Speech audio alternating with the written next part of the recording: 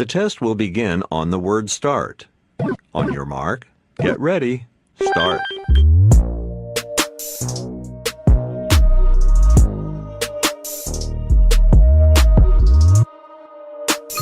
One.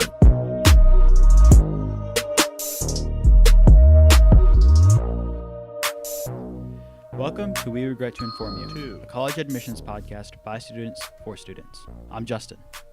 And I'm Saad. This week, our guest is Marcella from helpwithapps.com. You may know her as November from the Applying to College subreddit. Thanks for joining us. Absolutely. So how would you describe what you do in relation to college admissions? Like, what's your experience? Sure. So I help students apply to college, and I utilize my experience having read and evaluated applications for the University of Chicago and Berkeley's Management, Entrepreneurship, and Technology program. So in both of those roles, I was reading applications, evaluating them, determining their eligibility for admission, and making final decisions on students' futures.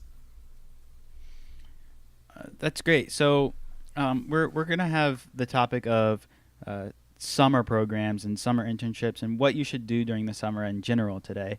So we kind of want to start off with one question, which is how important are internships and summer programs for your application? And if you choose to have one, do they need to be related to your field of study? Yeah, so let me tell you a little bit more about what goes on behind closed doors and how important extracurricular activities are to final decisions. So when I worked for the University of Chicago, we had an alphanumeric ranking system where we assigned letters and numbers to a student's application to determine their eligibility for admission.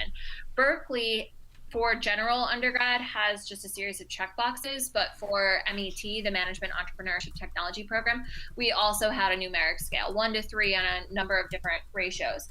And included in both U Chicago and at Berkeley, we had to determine students' leadership, extracurricular involvement, and preparation for their major.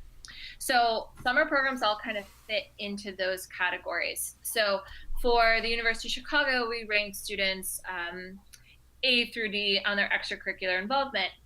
And if they had gone to a summer program like Telluride, or perhaps they had gone to Simmer at Stanford, that was going to be an incredible indication that they are top of their field, very high academic performer, but also involved within their community in some way. So it was a good indicator of a student's eligibility for admission, and oftentimes bumped them up into a higher numeric category in our alphanumeric ranking system. And then for Berkeley, it was incredibly important to students' leadership experience and a student's preparation for their major in particular. So when you go to a summer program and you are able to dedicate yourself for an entire summer to doing something, especially if it's related to your field, that is an important factor in determining a student's admissions to Berkeley. So you said that most colleges, I guess, that you've worked for rated somebody from either A to D on U Chicago or 1 to 3, I think, on Berkeley. So can you give us an example of a student that got an A? Like, what would their extracurricular involvement be like? So the University of Chicago had a couple things that immediately skyrocketed a student to an A, Intel and Siemens in particular. So if you had won any of those competitions, or at least been, top in the nation for those, that was huge. But another student who would have had an A, well, I'll give you an example of me. And I went to the University of Chicago for my undergraduate degree. But when I got there and started working for admissions, I would categorize myself as a B. So I was on a competitive soccer team that traveled the nation, but we weren't first in the nation. We were second in our state. And then I also was on varsity soccer for 4 years. I ran cross country for 4 years. I was on the speech and debate team for 4 years, and I had some regional awards, but nothing at the state or national level. I did the 2 student plays. I was the voice of the morning announcements. I had won some Latin awards for our state, and I think that was pretty comprehensive. I would have been a B. So it takes a lot to be an A, it takes right? a lot. And in fact, it takes A non-generalist. Me being a generalist, no matter how many hours per week or weeks per year of involvement I had, I was still a generalized sense of talent. So that's why I would have been a B, maybe a B plus if I'm being generous to myself. But a student who is an A is somebody who's really created something cool within their community. So I'll describe a couple A's that I've seen from my experience helping students one-on-one. I had a student start a business when she was like 13, and by the time she applied to college, she had earned over $800,000. Her parents had not funded her, it was all her own initiative. I had another student who is headed to Stanford this fall who is has a little brother who's autistic, and so created an app for autistic students and have done a lot of research for autistic students. Another one of my students at Stanford, who's a freshman right now, really enjoyed neuroscience and research. So he did Clark Scholars, he worked at Stanford's Brain Lab, but he also had a passion for art. So I encouraged him to teach art to disabled students. So he got super involved in that. So it's definitely a student who stands out from just does debate, does Model UN, does FBLA. It's got to be somebody who has a real passion and can demonstrate that passion in their extracurricular involvement. All right, that's I think answers my question a lot. Thank you. So, in relation to these, I think you said something about this before, but how do these expensive summer programs, based around prestigious schools specifically, how do they actually help at all? So If at a all. lot of these summer programs are pay to play, which means if you could afford $6,000 for the summer, you're welcome to come to their summer programs. In fact, I worked at one in Florence, Italy a couple summers ago where it was $5,000 for like 20 days in Italy, not including airfare. That's ridiculous. A lot of these don't have any like high admission standards. You just apply, you get in, you pay, etc. Those aren't going to help as much as a summer program that is A, fully funded, or B, is really, really competitive. So some of the top summer programs that are super prestigious include Telluride, LaunchX, Penn's Management and Technology Summer Institute, Google CS Summer Institute, CMU has a Summer Academy for Math and Sciences, Stanford has a math camp, Clark Scholars, Simmons at Stony Brook, MIT's Women's Technology Program, obviously RSI at MIT. These are programs that are not just pay to play. You really have to have a competitive application to be accepted into these programs. So those are going to look ideal on your application. Now, some of those pay-to-play programs could still be valuable, even if it's not the name of the program itself that's valuable. They can be valuable in a couple of different ways. For one, they are targeted study in your particular field. So for example, if you go to Brown and you study, I don't know, I'm just going to make this up. If you study philosophy, like maybe Justin would like to do, you are going to have a stronger why philosophy essay when you go to apply to universities that require those. And you're going to be able to indicate how a class sparked your passion for that subject.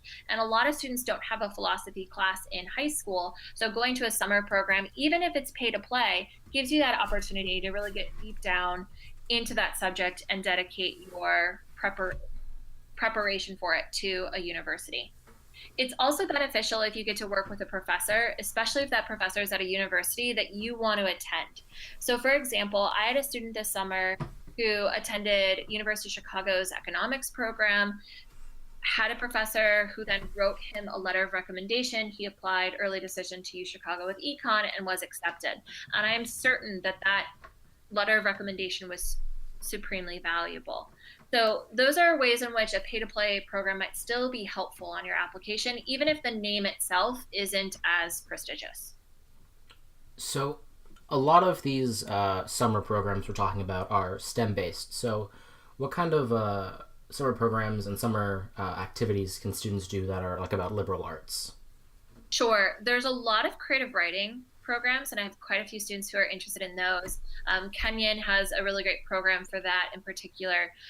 Stanford has a humanities program, which is really nice. Johns Hopkins always has some really good options for students. Telluride is a good one for students who are not just STEM focused.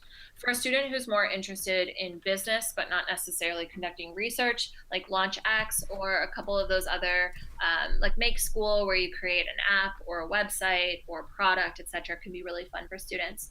The other really awesome opportunity is not to pay $4,000, $6,000, $8,000 for the summer, but to circumnavigate some of these competitive, expensive processes just to reach out to a professor.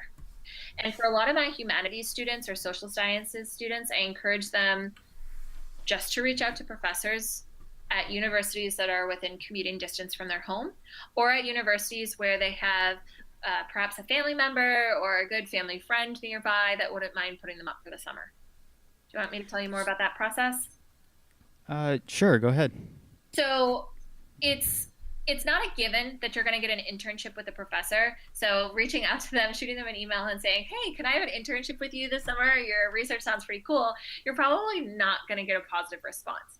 But I have a guide for sale on my website that's how to email professors. And a lot of students will utilize that when they're younger to reach out to professors and indicate their interest in that professor's research. So you have to do some really targeted research on that professor. What things are they writing? What are they researching? What classes do they teach? And how do those things align with your interests?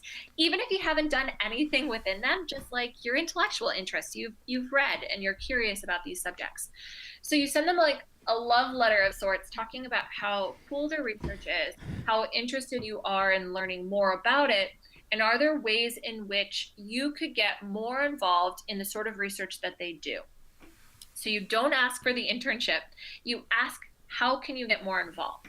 A lot of times professors will respond and say, hey, we've got a seminar coming up and you're welcome to attend, or I'd be happy to do an informational interview with you. Once you have that door opened, you impress them with your intellectual curiosity and passion. And then once you've developed that rapport, you ask, hey, is there a way to work with you this summer? And so I've had students get internships at Berkeley. I have a student who's interested in disability studies and anthropology, get an internship with a professor at Berkeley. I had another student get an internship at UC San Diego for women's and gender studies. I have another student going to the University of Maryland this summer to do mathematics research, just reached out to the professor. And I have another student who has had some opportunities for East Asian studies just by reaching out to professors. So they're really great opportunities. You can't set your sights on a single professor or a single university. You kind of have to reach out to a few at different schools, but you can hustle and get your own summer opportunity. So you've kind of told us how to get in contact with a professor and how to maybe get them on board with a summer internship, but how should we identify what professors that we should talk to, and how should we find their contact information? Great question. So if you live in a region where there are universities around you, even if it's a community college, go to their website, plug in the major that you're interested in. Oftentimes they have a people tab, or maybe they have a research tab. Click on those and you'll be able to find faculty members doing interesting things in that department at that university. And oftentimes they will include their contact information where you can shoot them an email. If they don't, oftentimes you can Google like UChicago directory or Penn directory or Berkeley directory, and you'll be able to search by their first and last name to find them. Yeah, so a lot of the stuff we've been talking about has been summer camps or long internships or things that would generally take like a really long time and require being close to a college or some institution like that. Sure. So how would you recommend going about a summer for students that don't have a long one, like my summer is only 6 weeks long, and don't live near an institution? So like what kind of like really good local stuff can students do? Or also students who can't afford something like a summer program. Well, for one, you can get a job. And even if that job is at Chipotle, that job can still be very valuable. In fact, I rated an applicant really highly on Berkeley's MET scale. We have a scale on how well a student demonstrates that they care for their community and they're not just in their own bubble, focused on themselves and their own achievements. And that applicant bussed tables at a nursing home and did a lot of hours at that nursing home and actually wrote an essay about the process. And I just thought to myself, wow, that's not a glamorous summer job. That is a job of somebody who doesn't mind getting their hands dirty, and they're not looking for something prestigious on their resume, because it's not super prestigious, but it meant a lot about their character. So even getting a job where it's not glamorous, you don't get paid a lot, you're wearing a hairnet or some terrible uniform can still be really valuable on your college application. So don't knock it. Same thing with babysitting, even if it's unpaid babysitting. Like, I have a lot of students who reach out who are lower income. They have to watch their younger siblings all summer because their parents work. That is still an extracurricular activity. Put that on your application. Or if you're taking care of your grandparents, I think one of you guys might have spent a lot of time with your grandparents taking care of them. Like, that's valuable. So even if that's your summer, that's a cool thing to do over the summer. Other things that you could do, you could reach out to your local library and ask about hosting a workshop, whether that's just a one-off workshop or if it's a weekly workshop. A lot of these libraries will let you do that. So I have students who will teach kids to program. I have a couple other students who teach tech support for the elderly, like teaching them how to Skype with their grandkids. You could also put on like a law clinic or a robotics clinic at your local library, or teach kids how to read, all that other good stuff. For example, if you were interested in doing a philosophy roundtable and incorporate students who are interested in philosophy, I'm sure your library would be amenable to you doing that. You could also post on Nextdoor or your neighborhood messaging board to see if any small business owners are willing to take on an unpaid intern for the summer. I know so many business owners in my small community that would absolutely be willing to take on some free labor because they're not able to hire somebody for minimum wage. So having a student do some work for them would be absolutely beneficial. I kind of want to go off that topic specifically, which is that on the subreddit, I have read some things about small business internships, which is that some colleges take them into account more than like large business internships because you actually have more responsibilities. And is that something that you would take into account on an application, like the responsibilities that somebody took instead of just the name on the application Yeah, of the business? definitely. You know, it's hard to sometimes know a student's responsibilities in 150 characters on their activities list. I obviously work with my students to make it as clear as possible. But let's say that you wrote an essay about your responsibilities and you talked about really shaping somebody's small business because it was just you and the business owner and you had a lot of responsibility. That's really key, especially if that small business is related to your interests.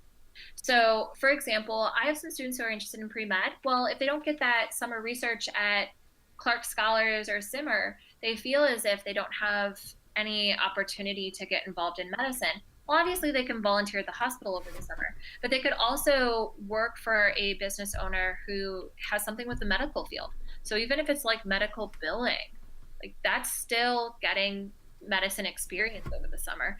And like you mentioned about big companies, yeah, it'd be awesome if you can just get a job at Google. But if your job is just getting coffee, it's not quite as valuable as taking something that might seem less prestigious because the name isn't well known, but you get your hands dirty.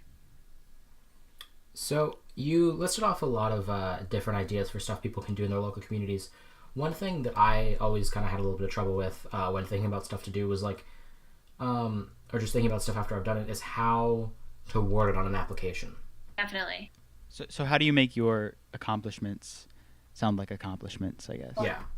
Well, two things in particular. Definitely pay attention to the hours per week commitment. That's super important to colleges. And I feel a lot of students underestimate that because they're just not keeping good track of the amount of time that they spend.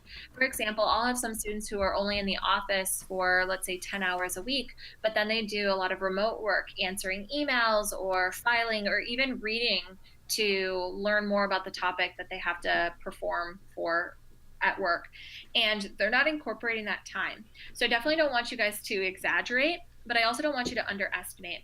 Additionally, if you're commuting, let's say that you're commuting an hour into the train to get to your summer internship, incorporate that time in your hours per week commitment.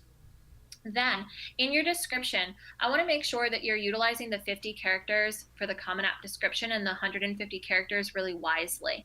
So use all 50 if you can. So for example, instead of just saying intern at, I don't know, Splash, whatever Splash is, tell us intern at Splash, comma, and give a very, very brief description of what that business is. Then the reader has context for that business, and you don't have to provide that context in the 150 characters. In that 150 characters, I'd love to know, are you the only high school intern? If so, mention that. That's really cool. Did you manage other people? If so, mention, that you oversaw 5 other interns. Even if it's just you taught somebody, you like onboarded them into the company, maybe mention that. If you have particular duties, if you have any achievements. So for example, if you created anything cool, especially if they put that into like the general processy after you've left, let's say that you presented in front of the CEO, mention that. Really focus on what were the concrete achievements that you had. Let's say you had no concrete achievements. Let's say you got an internship and all they let you do was answer the phones. That's right. Talk about the value that you gained from having insight into that industry. So even if it's just interned at blah, blah, blah, comma, gaining valuable insight into the insurance field, which is helpful for my interest in actuarial science, that would be fine. Because at the very least, that tells us that this student is interested in and prepared for their future major. So you've been sort of saying across the sort of theme is that you really want to make sure that it comes across as you know what your major is going to be and you are really interested in it. Like how can you just, I guess, sum that up? How important is it that your extracurriculars are related or somehow related to your prospective major? Pretty important for a lot of majors. So I'll take a step back. I've kind of hinted at this on Reddit, but I haven't ever talked in greater detail about it. But major matters at these top universities, especially, sorry, Saad, computer science. If you are applying to CS or engineering or any of like the bread and butter majors of that particular university, the competition for that major is going to be fierce. And there are going to be students who have computer science experience coming out of their ears. So if you only did summer programs in medicine and then you apply as computer science major, if that's a reach school for you, you're probably not going to be accepted because they're going to look at the preparation for your major, especially in comparison with your competition. So ideally, I will get students if they start working with me early enough, we're going to figure out what major or potential majors they're interested in and have some summer experience or club experience in the wheelhouse of what they're majoring in. Obviously, if you're undecided, just follow your passions, even if they're divergent. But if you know for sure what you want to major in, try to get something on your resume related to that major. I think that's a great answer. So, like an example of, can you give us some examples of colleges that have really low acceptance rates or it's really hard to get into for a few specific majors, but it's Definitely. really not easy, but easier for others? It is, yes. So I'll give you some greater insight into this. At the University of Chicago, if you apply economics, you are shooting yourself in the foot because we have applicants who we call econobots, which are economics robots, who are perfect in every way for an economics major. So they have conducted economics research at a top university. They have perfect SAT scores, perfect GPA. They've taken 12 APs by the time they apply their senior year and have 5s on all of them. They have 5 SAT subject tests and 800 in all of them. I saw these applicants. There's students like my student this year who has earned $800,000 in her own business. Those are the kids that you're up against for econ. So if you take AP econ and you're like, this sounds fun, I'll apply to the University of Chicago as an economics major without any experience on my resume, you're not going to get into UChicago. Almost always. Maybe if you have something else fantastic about your application, but you're going to be super disadvantaged. But let's say that you applied to a less competitive major. anthropology, for example, and you actually had some anthropology experience on your resume, or even something that you could stretch within the general sense of anthropology, so something about culture, people, government, etc., you would have a much higher chance of admission. And also, So yeah, I so I just want to ask, like, there are a couple fields where your undergrad major doesn't matter so much. The glaring example is law, where your undergrad major doesn't matter really at all. The only thing that matters is your grades. So for some of these kids, getting into a specific university is, it's their dream school. It fits them perfectly. What majors should they apply as to have the best shot at getting into yeah, the school that fits them best? it definitely depends on the school, and it also depends on the student and what's in their background. Because I never want to have a student apply as a Swahili major if they've never done anything related to foreign languages. It's just not going to come off as authentic. But I'll give you some examples. So speaking of anthropology, I had a student who was from Palo Alto, a very, very competitive region in the US for college admissions, who was targeting Columbia early decision. She was a Tournament of Champions competitor for debate. She was on her local minority task force. She was an Asian student, brought the Asian perspective to her minority task force. She also did some student government stuff and philosophy. And she also had done a pre-med internship because, of course, her parents wanted her to try something more STEM focused.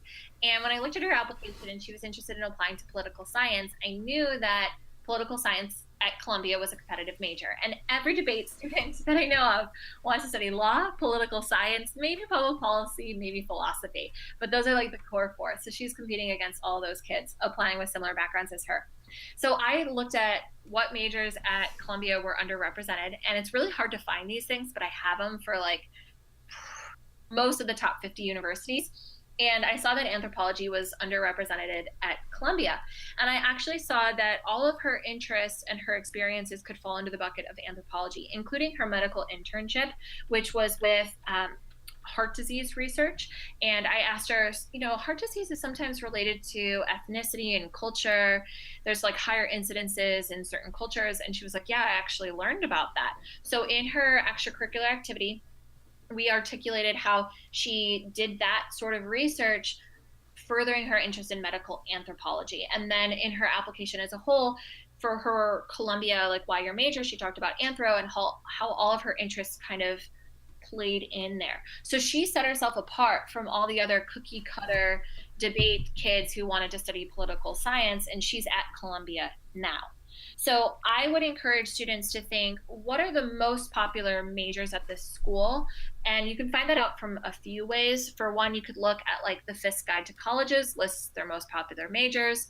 There's a couple other resources online. Sometimes schools will even mention their more popular majors, and looking to diversify. Sometimes it's very obvious, race and ethnic studies always is going to be less popular. Gender studies, always less popular. Hispanic studies, Germanic studies, Judaic studies, all of those little offshoots are going to be less popular.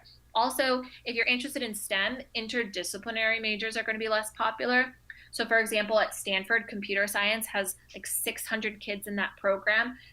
Stanford sees CS applicants in droves. Symbolic systems is a little bit less competitive, and they've got virtual human-computer interaction, deep learning, CS, sociology, humanities, etc., and it's more interdisciplinary. So if you're a STEM major, look for interdisciplinary programs at Johns Hopkins, for example, or Yale has a couple, Columbia has a couple as well.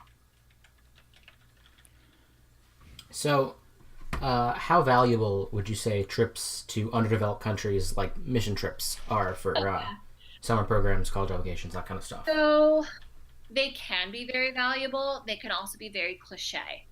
I think mission trips became super popular about 10 years ago as a way to get into top universities. And as a result, they saw a lot of students who have mission trips that were calculated and not really the students' organic desire to serve underrepresented communities.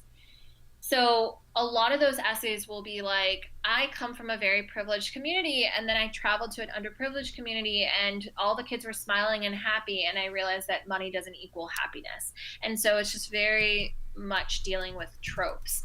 I would say if a student does a mission trip, try to step away in your essays from that trope and think more concretely about the ways in which that experience fundamentally impacted your worldview, not just that there are underprivileged communities out there, but more importantly, like what does that, like what do their presence mean to you? So I'll give you an example. I have a student at Berkeley right now who dedicated herself to Nepalese orphans, and she raised like $100,000 over 4 years for Nepalese orphans. She did multiple mission trips out there to help them, and she also worked with a Stanford professor who does the SMILE technology. It's the Stanford Mobile Inquiry Learning Environment. I think I got that right. And so she took technology out there and helped kids accelerate their learning as a result. And we crafted her application around ed tech, so education technology, and helping under-resourced communities get the technological tools that they needed to jettison their education. So instead of it just being a mission trip where she wanted to like save the orphans, it was more targeted to her major, and she dedicated herself to it over the course of a longer period of time than just going to do Habitat for Humanity in Costa Rica. Does that make sense? Yeah, it does for sure. So I've seen this theme a lot, like both from Admissions Mom and you, which is that colleges will know that if you're doing something just for getting admission into their college, so you really want to pursue a genuine interest. Is that sort of something that definitely you need to keep in mind? Yeah, we kind of look for authenticity in their application and passion behind their words. I cannot tell you how many essays that I've read where there's absolutely devoid of passion. And I'm not going to accept those students because they're not going to come to our campus and contribute in meaningful ways to our campus culture. I'm looking for a student who's an advocate, a game changer. All of my advocates, every single student that I've ever had who's been an advocate on some topic, that obviously accompanied by good grades and good test scores, they're at schools like Yale, Princeton, Stanford, Harvard, U Chicago. They just kind of beam energy and beam a desire to change the world in a positive way. And we see that being true through the actions that they've taken in high school. So I would encourage you guys, as eager as you are to get involved to get into college, really look introspectively at yourself and say, am I also doing this for a good reason? Because if I am, then I'm going to be talking passionately about it in my essays, and it's going to come off as authentic to an admissions officer. And they're going to want me to bring that talent to their campus. And you'll be happier too. Yeah. If you're actually pursuing genuine interests. Definitely. So one issue that I think I've had a lot is that I want to get involved in my community and help and do that kind of stuff, but I have a lot of trouble figuring out either how to do that or feeling discouraged by, there's not much that I can do, or I don't really have the power to do something like that. How would you say students like that deal with that and get involved in their community? Well, I would try to think creatively. I have a lot of students who are from communities where they don't have a lot of opportunities handed to them, or maybe there might be barriers of entry from getting involved in Key Club, like a despot who doesn't want to let kids join their club or something along those lines. Think outside of the box. So for example, you can Google volunteer opportunities in your state or in your city or wherever for teenagers. And oftentimes there's lists of opportunities for teens, and you can join a group outside of your high school community. Like I said, you could also create your own initiative at your local library. I often encourage students to research programs for disabled kids and reach out to them to see if you can host an event. So if it's teaching them art or teaching them music or drama, reaching out to those organizations and volunteering with them. I have a student who's volunteering with domestic violence, like at a women's shelter, and she's working in like the newborn nursery, and she's interested in going into nursing or pre-med. Well, that's really valuable because we can see her commitment to the community there. The other thing too is I wouldn't fixate on volunteering if you don't have those opportunities or if you don't have the inclination to do it. Doesn't mean that you're a bad person if you're not a super volunteer, but maybe that you use your resources in different ways. I don't think that you have to volunteer to get into college. We are looking for students who demonstrate awareness of others, but that could just be through leadership opportunities where you're trying to benefit your club from the ground up. So don't fixate on volunteering. I kind of want to go off of that leadership thing. So, how do you weigh leadership leadership activities differently than activities where somebody's just participating? And if so, how much more important are leadership activities versus participation activities? Both of them are valuable. For Berkeley, they actually have a checkbox that describes you as like a super leader within your community. For Berkeley's management, entrepreneurship, and technology, we actually rated you on a scale of how much of a leader you were, and we were looking for leaders. Especially because that program is so new, we wanted people who would lead the program into being very robust years to come. For University of Chicago, we did not rank leadership, but obviously we took that into consideration when we were judging a student on their A through D scale. I would say leadership is valuable because we know that that individual has taken on responsibility. They've been entrusted by either their peers or perhaps their teacher advisor who nominated them to lead others in their club. They're a good role model. That individual is more likely to get involved on different universities' campuses because they're not just passive participators. That being said, not everybody can be a captain or a president. Like, for example, I did speech and debate for 4 years and I tried out for president and I didn't get picked for it. And that was awful. Like, I was really disappointed, but it's not absolutely, like, it's not paramount in the application because you can demonstrate leadership in other ways. So, for example, even if you're not nominated president, maybe you work with novice members of your club and you do sort of like a mentorship program. Then in your application, in your 150 characters, you can say like mentored 8 younger club members. That's a really great way to demonstrate leadership. All right. Some people, I have one more question, or a couple more questions for you. So first, some people have been listening to this whole podcast like, I'm totally unmotivated. I just want to play video games and relax this summer, hang out with friends maybe. What do you have to say to them? Video games are fun. Hanging out with your friends are awesome. I would say do something concrete with your summer in and around vegging out and recharging your batteries. So I have a kid who just wants to skateboard all summer. I'm like, yeah, you can skateboard most of the summer, but maybe you could turn that into something positive. So for example, could you also accompany that with a fundraiser to buy skateboards for lower income kids, right? So that you have this summer activity that's created to your passion that you're having fun with, you're hanging out with your friends, but it still looks good on your college applications. Another thing too, for kids who just want to like really recharge their batteries, think as well, could you do some reading? A lot of your college admissions essays pertain to reading, like Carnegie Mellon, Columbia, they all ask like, what are your favorite books or like things that you've read this year? I think Stanford has that too. Princeton has a prompt that says like, pick a quote from a book that you've read in like the last year and tell us a story about that quote. So that would be really valuable if you read a couple books over the summer. You could also even put reading on your application as an extracurricular activity if you don't have anything else.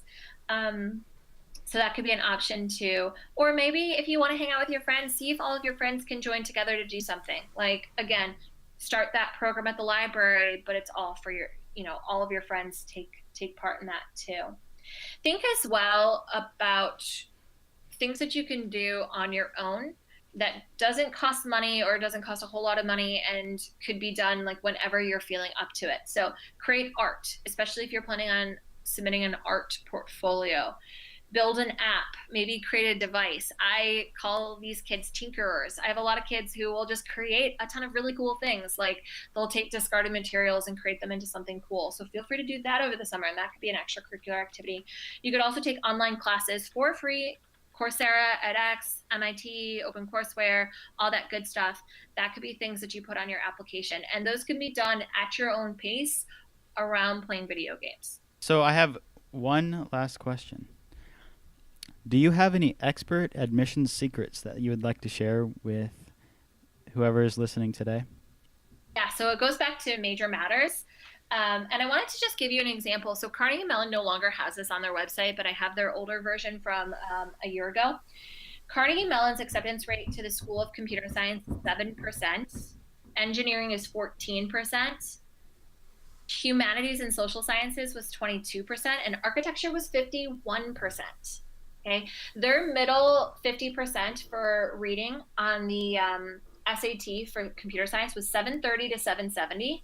Compare that to the middle 50% for humanities was 700 to 750. And for math, 770 to 800 was the middle 50% for the School of Computer Science, whereas for humanities, it was 700 to 780. So that goes to show you that these universities have higher standards for different programs. If you apply to Berkeley and you want to go to EECS, good luck getting in there. If you're a computer science major, you might just want to apply to LNS for computer science because you're taking almost all the same classes, graduating with almost all the same job opportunities, but you have a way higher chance of acceptance. So think really strategically about major and kind of understand the higher admission standards that some universities have. There's also a really great article by Georgia Tech that I would really recommend that everybody look at. Google Georgia Tech admissions blog, Mission Drives Admission, and you'll be able to find it. It talks about FIT, what the University of Chicago called FIT, what Georgia Tech calls Mission Drives Admission, but it's how well a student embodies the characteristics, values, mission statement of that university. So if you apply to UChicago, you better write down that you love the core in your Why UChicago essay, because otherwise you're not going to get full points on the university, like the Why University of Chicago essay. You better mention your thirst for knowledge and your desire to learn. For Stanford, I want you to demonstrate like entrepreneurial spirit. Even if that's not anything to do with business or technology, you can still talk about your desire to create things. Penn is more pre-professional. Georgetown, Boston College, these universities that are more Jesuit-based, they're looking for students who serve others. So highlight those qualities in your application. The Mission Drives Admission post by Georgia Tech is wonderful, and it'll break all of this down for you. But I really want you guys to think not just if a school is right for you, but if you're right for the school and how you can demonstrate that you're right for the school, not just on your stats, but in really the words that you're writing. I also want you to demonstrate interest, and I don't just mean by like visiting a school or clicking through the links on their emails. I mean more importantly, by emailing admissions officers. I have a guide to doing that. You can get the free shorter version on Reddit. Emailing professors, again, guide to that for purchase on my website, and the free smaller version on Reddit. And being very specific in your why Duke or your why Yale or your why whatever, mentioning specific professors, specific research opportunities, different clubs and activities, classes you want to take, the value that your current experiences will add to their community. I had a student, I don't know if you guys saw, but I had this like waitlist guide, and a student purchased my like waitlist strategy session. And no offense to this kid, he was phenomenal in almost every single way. But his essay to one school was literally that school had great acceptance rates to this other university for medical school. And I told him, if you were to ask somebody to prom and you said, hey, Samantha, I would love to take you to prom. And she gets all excited. And then you go, but actually, that's just because I really like your friend Tiffany and I want to get closer to Tiffany. Do you think that Samantha's going to say yes to going to prom to you? She's going to say Absolutely. no. Yeah, no matter how cute you are. No matter how high your SAT score is. So I want you guys in your Why Chicago, in your Why Duke, in your what are you most excited about at Stanford essay, in your Why Michigan, in your Why Georgia Tech, I want you to mention really specific details. And you can find those details by looking through the program's website, like the department's website, by looking through their course catalog. That's an excellent way to mention specific classes. By looking at their newspaper. Just Google like Yale Daily News and start looking through their newspaper and see if anything happened on campus that really resonates with you, and mentioning those, because you're not only going to be demonstrating fit for that university, you're also demonstrating interest. And let me tell you, colleges want to accept a student who will come to their university. That's why the acceptance rate for early decision is always way higher than regular decision, because ED kids are a sure bet. And colleges, regardless, even if you're applying regular decision, they want you to come. If you can demonstrate interest, if you can demonstrate specific knowledge, you're going to vastly increase your chances of admission. Thank you so much for that. Before we let you go, do you want to plug your social media or your website? Sure. So I run helpwithapps.com. That's HELPWITHAPPS.com. No, I can't help you with your iPhone app, but yes, I can help you with your college applications. If you're interested in working one-on-one with me, I have a couple packages and an hourly rate. Even if you don't want to work one-on-one with me, still engage with me on Reddit. I spell November, Novembrr. I was really cold when I came up with my name. You can follow me on Reddit. You can ping me on Reddit. I'm more than happy to answer your direct messages, or I post a lot of guides for free, and please engage with me on there. I'm more than happy to help students. No obligation to sign up with me. Oh, and one other thing, I also have guides for purchase online. So if you're the type of person who likes to do it yourself, but you need a little bit more guidance, you can go to my website and look up those as well. Thank you to Marcella from helpwithapps.com for joining us, and thanks everybody for listening. Don't forget to follow us on social media. If you have any suggestions, comments, or think that you may be able to provide a unique perspective on college admissions, please contact us at RTIY Podcast on Twitter or Instagram. Tune in next week for some more We Regret to Inform You. See you then. And then I would also like to go through some credits real quick. Alyosha Romanov for Head of Sound, Dylan Baker, Head of Marketing, Sam Young, Head of Design, and the topic writers Spell Tang Hulu on the Discord server, Nix, and Ashley on the Discord server as well. Thank you.